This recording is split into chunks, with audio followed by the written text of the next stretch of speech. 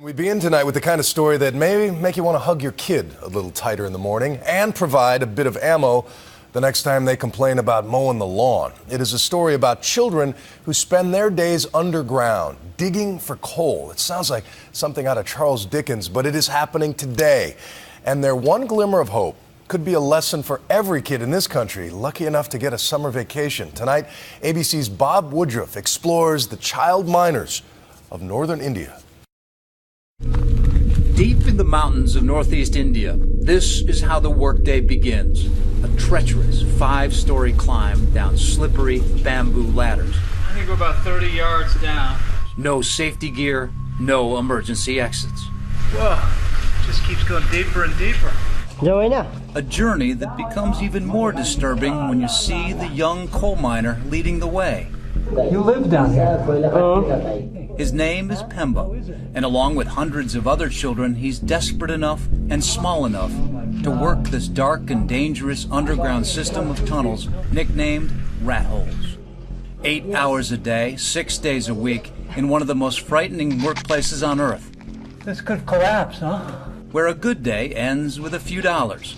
And if you're lucky, daylight. This is Jaintia Hills in the Indian state of Meghalaya.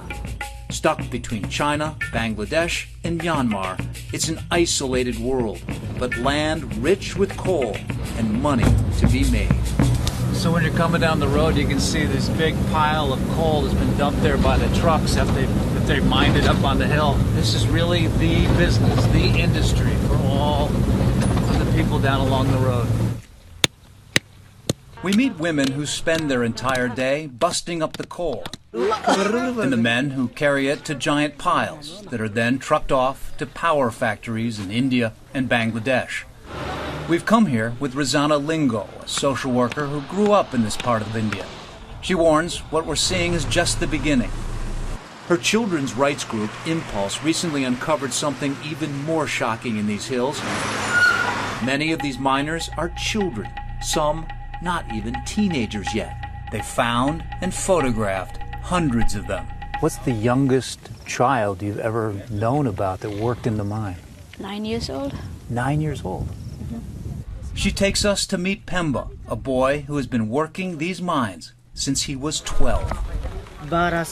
The earbuds and cell phone might make him look like a normal teenager, but when you hear the cough, you realize that this boy's life is different.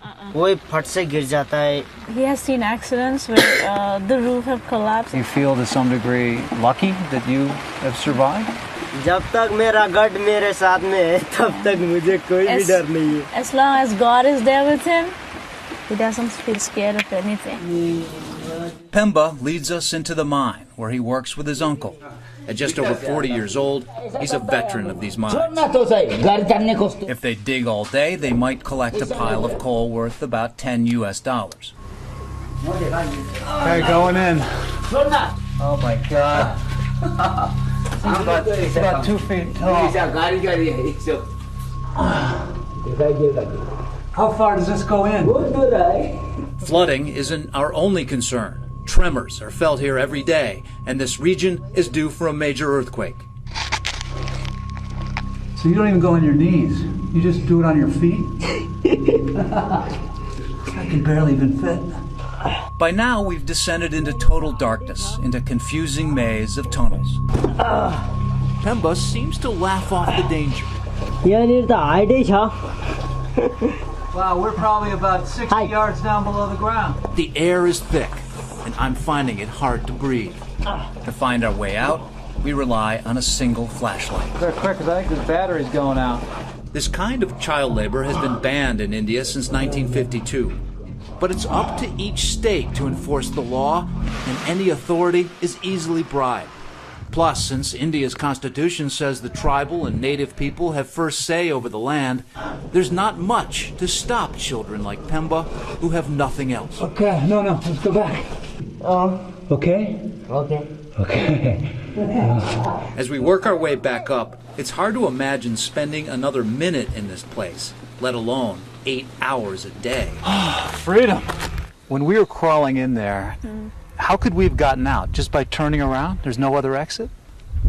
No, there's no other exit. There's no other exit. आप जब अंदर जाता है कैसे आता है उधर बाहर से कुछ दूसरा जगह नहीं है No way. ये वगैरह देखते हैं कि We meet more young miners who share stories of unspeakable tragedy.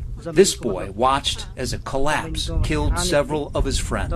Did they die instantly? Or were they trapped in there? They're trapped in there and they died. And they could never get them out. Pemba's father was a miner too and had the same cough. He died a few years ago, leaving Pemba with nothing. To survive, Pemba had to come here and grow up fast. He plays us his favorite song. It's about love. Do you have a girlfriend? Are you in love with someone? No. That's the only question you've been able to answer without any interpretation.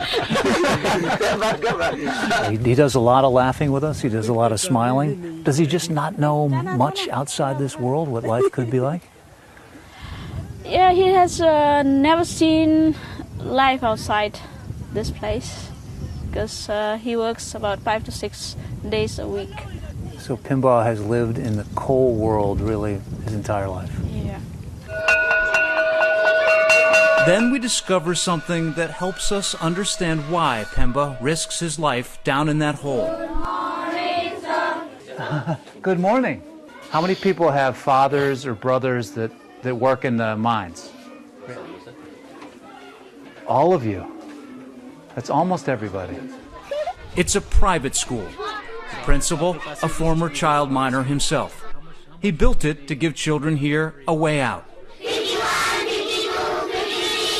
Their families have managed to scrape together enough money to pay tuition, about $6 every month. Why is it that the government is not paying for this? The government has set some schools in some of the areas nearby. To get admitted in a school, you need birth certificates. Most probably these kids do not have birth certificates. What's your dream as a job when you grow up? You want to be a dancer? A teacher, that's nice. Pilot. You want to be a pilot? You want to fly planes? And that brings us to Pemba's dream. Oh, you're heading to school? It's for his little 9-year-old brother. His name is Bibki. What grade are you in? कितना class में है? Kindergarten. Whatever money isn't spent on food, he sends here to pay for Bibki's education. Because he had a dream. He says that he would like his brother to go to school. He doesn't want his brother to be in the mines. Like their father, like Pemba, whose other wish is to save up enough money to leave this place by the time he's 25.